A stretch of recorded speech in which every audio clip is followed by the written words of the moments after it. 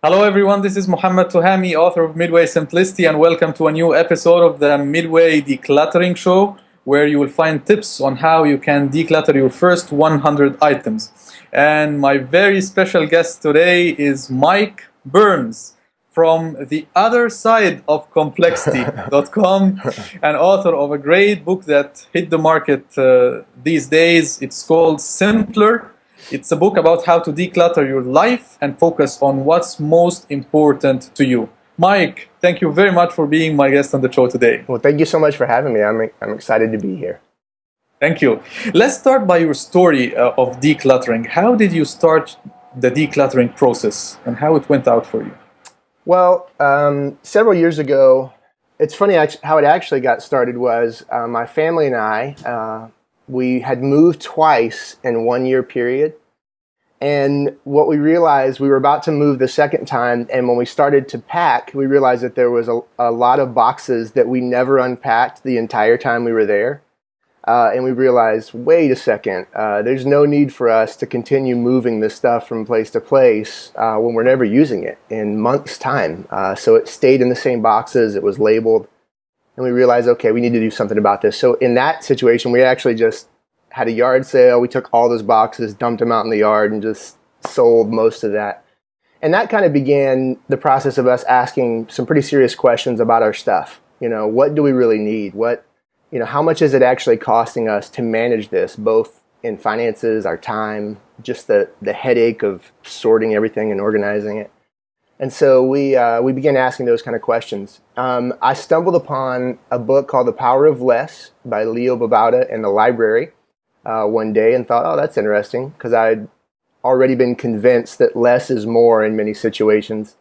So I read that and really began to connect with him. To be honest, most obviously because he did have a large family as well. He has 6 children, I have 6 children, and so it really clicked with me. He kind of earned my ear because of the life he was living, and so began to kind of consume his materials. Somehow that led me over to Joshua Becker's blog, Becoming Minimalist, and began reading that faithfully and began to try to apply some of those things. So got kind of passionate about, wow, we've got to be intentional about the stuff that we have so that we can focus on the things that are important to us. So. That's great. And what was the biggest challenge that you faced in the beginning of your decluttering journey? Well, probably for us, the biggest challenge was what I think is the biggest challenge for a lot of people is just that what if question. What if we're going to need this? We have a big family. We've dealt with a lot of hand-me-downs. We've got older brothers and sisters, younger ones.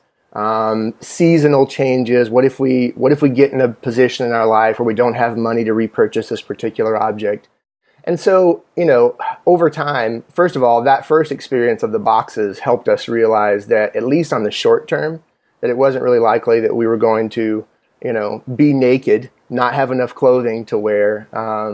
And we just realized that even if we got in tough situations, like using the clothing specifically, there's always yard sales, there's always thrift stores. There are emergency ways to find those kind of things if it ever got that bad, but it just hasn't. But probably just dealing with those what-if questions was one of the tougher things initially.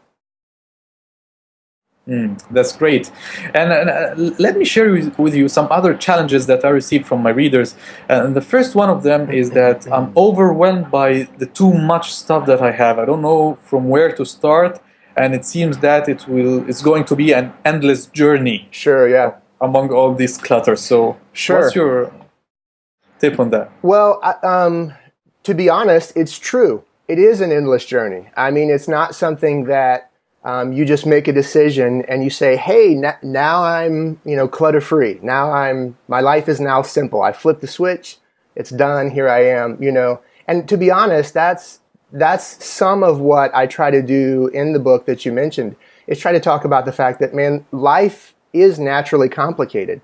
And these tips and tools are things that we will continue to use all of our life, because it is really an endless journey of constantly paying attention to what's going on in my life and what do I need to eliminate so that I can focus on those things that I had determined are most important to me. So it is that endless journey. So in the moment, that sounds nice, but what do you do when you feel that overwhelm? And I think the obvious thing to me is you just start small. You just find some small little area that you can say, okay, I can't attack the whole thing today, but I can attack this little spot right here. Maybe it's, one drawer. Maybe it's my closet. Maybe it's my countertop in the kitchen. I can look at the contents of that, and I can begin to process it, is the term that I like to use. And when I say process, I just mean take the whole pile, maybe just leave it in a pile, throw it in a box, put it in a container, something, and just start picking things up top to bottom and asking yourself, what is this? What do I need to do about it? And where does it belong? And then don't put it down until you figure out the answer to those questions. And then just say, I can't handle the whole pile, but I can handle this object right now. And then as soon as I'm done with that, I can handle this next one. So, and it's amazing once you begin doing that, as you know, it gives you confidence to kind of attack other things. You start kind of getting that little bit of an adrenaline rush to be like, yes, I can do this. I can simplify my life. I'm not just a victim. So. Yes. Now let's have some philosophical talk. Okay. Based on what you have just said, because what you said for me is a very, very interesting perspective. When you said that life is naturally complicated, because I hear from other experts in other books that life is naturally simple, and we tend to overcomplicate things. Sure. So which is which? Is life naturally simple and we are guilty of complicating it, or life is naturally complex and we are trying to go against the flow of life and simplify things? So which is which? Yeah, to be honest, I don't think I could absolutely answer that question. What I probably should have said is my life tends to be naturally complicated. Whether it's my fault or just the way things go, I'm not sure. But I think I say that more out of an understanding of how it tends to go.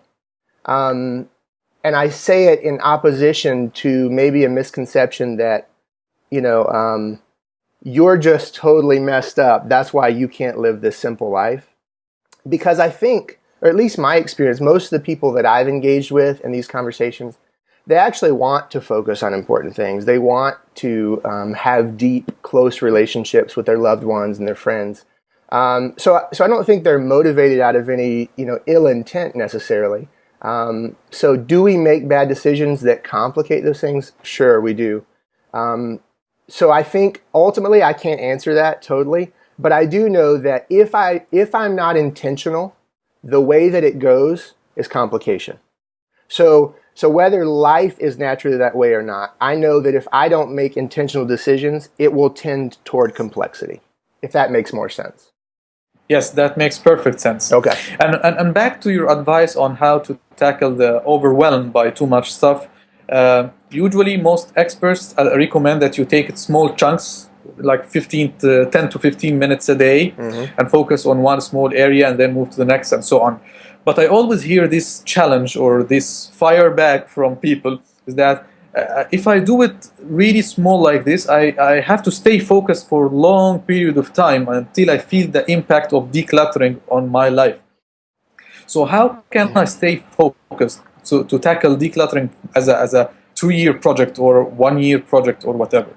Sure. Well, I think for me, I am not necessarily jazzed about simple or decluttered just for the sake of it being simple and decluttered. For me, it's more, it enables me to live the kind of life that I want to live. Does that make sense? So I'm not necessarily all pro decluttering. I'm more, anti-distraction. And so what drives me to do those things is the pain that comes from not doing it. So until the pain that comes from not doing it is more than, the pain of having the mess there, people often won't be motivated to attack it or tackle it. And so, again, because I don't see it like I'm going to take a 2-year project and accomplish this particular thing, I see it more as today, what do I need to do in my life so that I can be more focused? So it's kind of a side door way of answering your question. I think for me, we need to focus more on the passion and less on the clutter. Because if all the focus is on the clutter, then what's happening is we're actually giving prominence to stuff, which is what we're talking about, that life isn't really all about that stuff. We don't really need as much as we think we do. So I think sometimes it actually is that kind of mindset that can help people who have been struggling with, I want to do this, I've been bumping up against it, but you have to be convinced that something's got to change. And then rather than just say take small first, I would say attack the thing that's bothering you first. You know, this is something that I've found. Maybe it's a pile of actual stuff. Maybe my schedule's too cluttered. I've got too much going on. Maybe I've got too many friendships I'm trying to manage and they're all good, but I just can't manage them all. So whichever thing is actually stopping the person from going after what they're passionate about, I would say start there. So I don't know if I directly answered your question or not, but that's where my mind goes. Yes, that's amazing. That's a great reminder to people that it's the purpose of decluttering is not decluttering. The purpose of decluttering is to create a space for what's important to you in your life. Absolutely. So before you start the decluttering process, you need to identify first what's your passion, what's important to you, so that when you declutter your life, you can really feel the impact that you can now practice your passion and find the space to what does really matter to you in life. Absolutely. So thank you very much for that insightful answer. Thank you. The second challenge, or the third challenge maybe, is the lack of organizational skills. So for people who are making a lot of effort to declutter their house, they still, because they don't have the organizational skills, they don't feel the effect of decluttering effort that they make, because things still seems to be decluttered or scattered everywhere. Sure. Yeah, well, a couple of thoughts that I have. One is, you know, when I think about organization, and it's funny because I do kind of have some natural organizational tendencies. And so whenever I put it out, when I was writing the book and I put it out to some friends and readers about, you know, what would you like to see in here? One of my friends who knows me pretty well was like, make sure that you approach it considering those of us who it doesn't come natural to organize.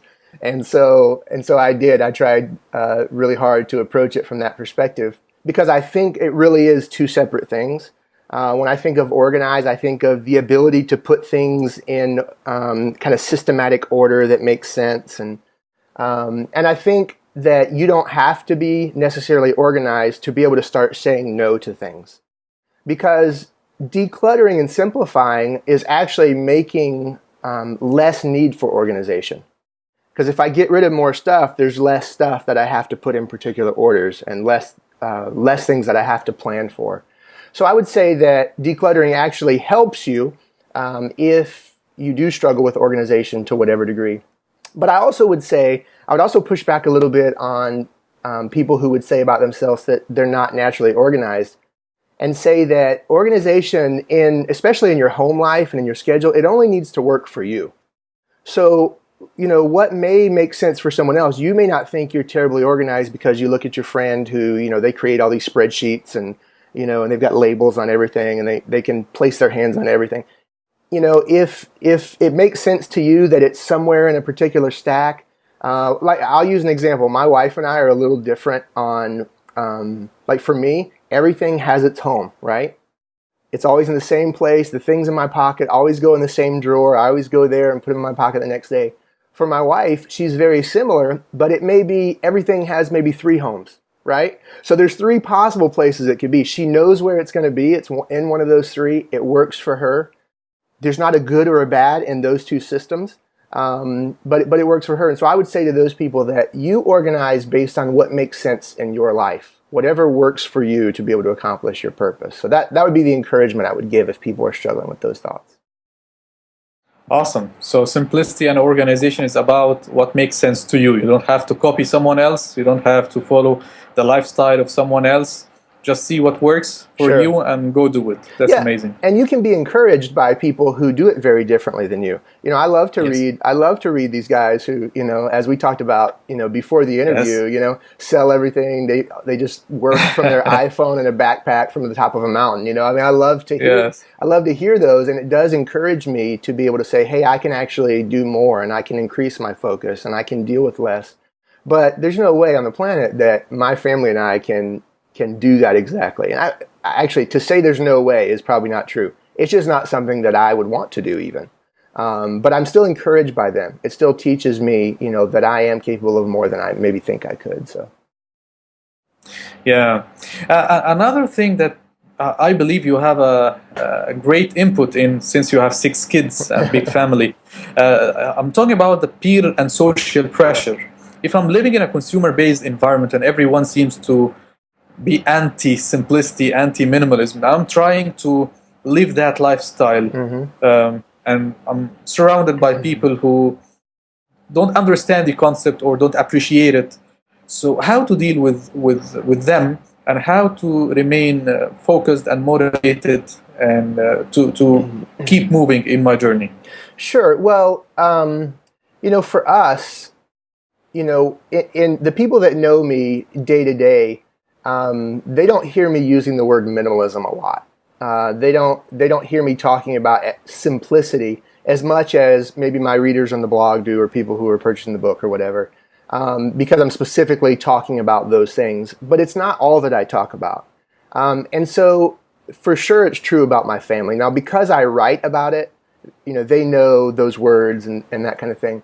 But I think I would say, sometimes we kind of worship the terms to a degree.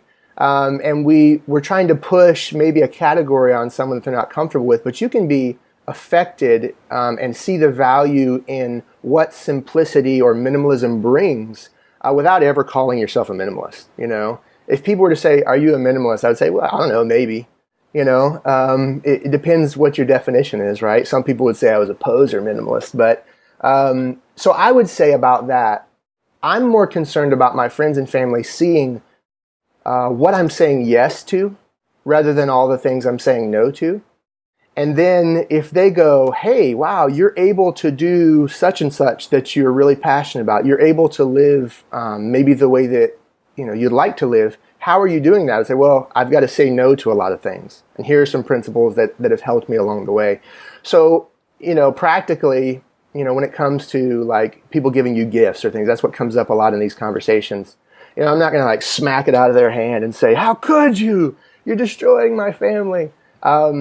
I wouldn't do that at all. We would do like everyone else does. We would thank them so much for caring enough to purchase something for our family, and we appreciate that. And we're not anti-stuff. We may take that object and go, "Hey, we're going to take this and get rid of something else," or "This is something that's valuable to us." So, to be honest, in the moment, my preference would be that our friends and family never know it's really an issue, but that they just begin to see the difference in not focusing so much on stuff. Now, having said that, I know sometimes the conversations have to come up because some people get offended because maybe they buy so much and you're getting rid of so much that they're like, "I bought you that gift and now it's gone. You sold it or gave it away."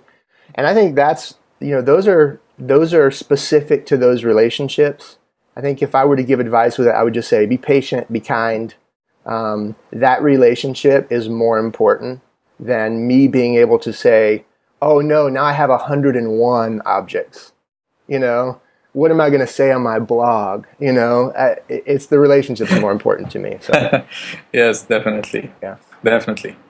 And what about the people who have like a very busy schedule, very exhausted at the end of the day when they are back from work? They have a lot of kids. How they can find time to actually do the decluttering work? Sure. They don't seem to find that 15 minutes that we recommend that they tackle the issue through. Yeah, well, I think in those situations, one, the pain, if anybody should be motivated, they should, because they're feeling that pain. There's too much going on. I have no free time. Something has to give. And for me, I think a good initial step or mindset is just to stop the inflow.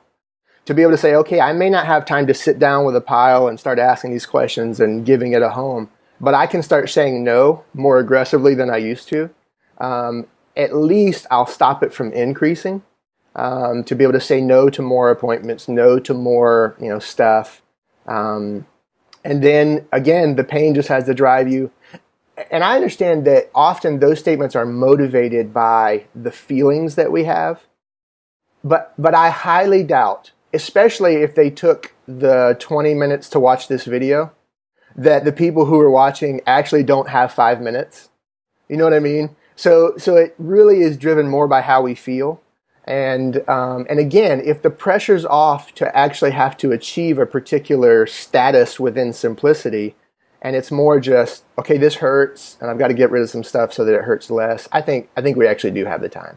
So Yeah, yeah, I think that's one of the key challenges in the simplicity blogospheres that we hear a lot from other people, that you should reach this standard of living, otherwise you will be living a very cluttered life. sure. So there is no standard. Everyone should set his or her own standard, Sure. and then work up to that. Yeah. Well, Yeah. when I talk about it, I say, we're clutter-free-ish. I mean, it's, we're on that journey. We're trying to figure this thing out. And like I said, I anticipate it being continual. And we even I'm working on a second kind of a follow-up book that deals specifically with, living clutter-free with kids in the house. And so I'm asking some people what are the types of things that they'd be interested in hearing. And again, this one is ending up being more philosophy and mindset than it is the tips, because it seems like there's a greater need for more of that, more of these kind of conversations. And it's okay to be clutter-free-ish, or minimal-ish, Again, and some people may say, oh, I'm not interested in that because, you're only saying those things, Mike, because materialism still has a grip on you. Maybe I'll come to that conclusion 6 months from now or whatever, but for today, this is how it's working for me, Yeah, and what about the decluttering, sentimental items that we are emotionally attached to? Have you came across that in your journey? Yes, I think, my answer is going to be similar to what most people would say is the answer to this question. As far as a practical tip, if you're struggling with that and you feel like I have to get rid of this, but I want to maintain the memory, is take pictures, right? People say that. Take a digital picture, store it on a hard drive. You can access, the image and the memory whenever you'd like. And I think that is definitely practical. I mean, most of our pictures, most of our memories these days are from a digital camera or from our phones, so we are storing them digitally anyway. But, to me, honestly, if there's an object and it has significant, mental or emotional value for you, keep it. No one says you have to get rid of everything. Who's standing over you saying, no, you can't keep that doll from when you were 4 years old? That may have significant meaning to you, and that's what's important to you. I think the struggle would come into, if everything had emotional value like that, then you probably need to start asking yourself some deeper questions that I am probably not capable of helping with. And I don't mean like crazy or anything. I just mean like, there's some kind of an attachment to things there that may not be healthy. And so again, other than keep it or snap a picture, I don't have great advice outside of that. So. Okay, can you share with us a couple of your favorite decluttering tips or techniques that are not too time consuming? Just a couple of them. Sure. Well, when it comes to, you hear often about closets, the idea of if you're trying to declutter your closet, flip the hangers around, flip everything around backwards to where the hooks are facing the out way, and then just, over a month or 3 months or whatever, as you wear something, put it back on the normal way. Then at the end, it helps you know, it doesn't really take any time other than flipping them, because you're already going to be putting your laundry back. And at the end of a few months, you're able to see, hey, I haven't worn this in 3 months or 6 months. I can get rid of that. I can give it to a friend. I can sell it. I can donate it. But I think that's true for most things. One of the things we've done that, is kind of a cheat is we will take some stuff, like with our children, with toys, we'll take half of their toys, put them in a tote or a bin, seal it up, put it in the garage, and leave it there for 6 months. So that we have half of the stuff that they're playing with that has to be cleaned up and decluttered. And then 6 months later, we pull it out and realize, hey, they never missed this object. Sometimes we'll just trade them out so that they're actually dealing with less, and it feels like, hey, I've got some new opportunity. But most often it helps us go, wow, we really didn't need that. And we're able to see, kind of what they do enjoy and what they're focusing on. That's true for office supplies, your desks. I mean, you can dump a drawer, in a box and then only go to that box when you actually need the object. And then after you use it, put it back in the drawer. I think that concept is one that takes almost no time initially and just spreads out over months as you begin to learn, what am I actually using? Um, One of the things, I just thought of this because I just looked down at my glass here. Again, we have 8 people in our family, so that's a lot of dishes to wash. And we choose to wash them by hand and not use the dishwasher. So, we get everyone involved. So a few different times we've packed away all of our dishes other than 8 plates, 8 cups, and then everyone is involved. After they finish the meal, they go wash the plate and the cup themselves, and they put it away. That way it doesn't stack up. Those are a couple of little tools. I don't know if they're my favorite necessarily, but those are things that have been helpful to us. Awesome. That's awesome. Let's end the call with maybe an inspiring quote from your book, Simpler. Okay. Let's see. Let me, can I read just a segment to you? Is that okay? Sure. And this is kind of how it opens. I talk about how this book is about progress, not perfection. It is feasible to think that you could simplify your life and live with focus. You do not have to be naturally organized to live simply. Every person, including you, can take steps today to declutter their life and begin to focus on what's most important to them. And I list some things that are going on in my life because actually there's a lot that goes on in my life that I kind of have to manage. And I say these things to emphasize a point. My life isn't always simple, but it is simpler than it used to be. And so I, from there, go into talking about, hey, I'm not shooting for some ideal, but I do believe that all of us can make progress in accomplishing the things that we're passionate about. So that's a great message. It's all about the progress and making your life simpler every day. Absolutely. There is nothing like a simple life, but there is always a simpler life. Sure. So this is great. I highly recommend your book. It's awesome. And thank you very much for being with me on the call today. Yeah, thank you so much. Appreciate it. Thank you. Take care. Bye. Bye-bye.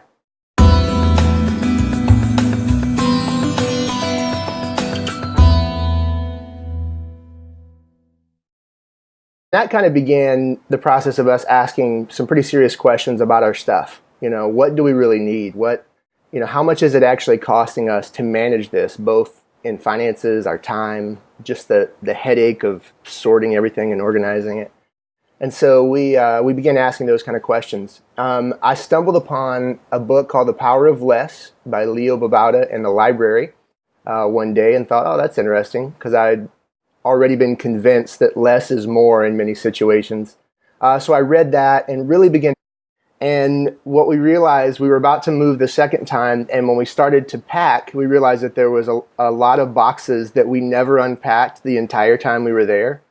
And we realized, wait a second, there's no need for us to continue moving this stuff from place to place when we're never using it in months' time. So it stayed in the same boxes, it was labeled, and we realized, okay, we need to do something about this. So in that situation, we actually just had a yard sale. We took all those boxes, dumped them out in the yard, and just sold most of that. And these days, it's called Simpler. It's a book about how to declutter your life and focus on what's most important to you. Mike, thank you very much for being my guest on the show today. Well, thank you so much for having me. I'm excited to be here. Thank you. Let's start by your story of decluttering. How did you start the decluttering process and how it went out for you?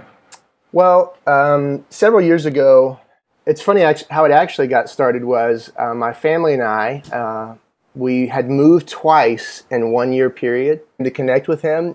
To be honest, most obviously because he did have a large family as well. He has 6 children, I have 6 children, and so it really clicked with me. He kind of earned my ear because of the life he was living, and so began to kind of consume his materials. Somehow that led me over to Joshua Becker's blog, Becoming Minimalist, and began reading that faithfully and begin to try to apply some of those things. So got kind of passionate about, wow, we've got to be intentional about the stuff that we.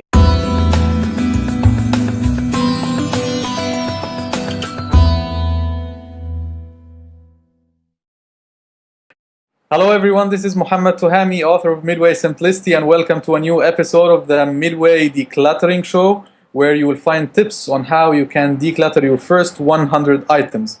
And my very special guest today is Mike Burns from the other side of complexity.com, and author of a great book that hit the market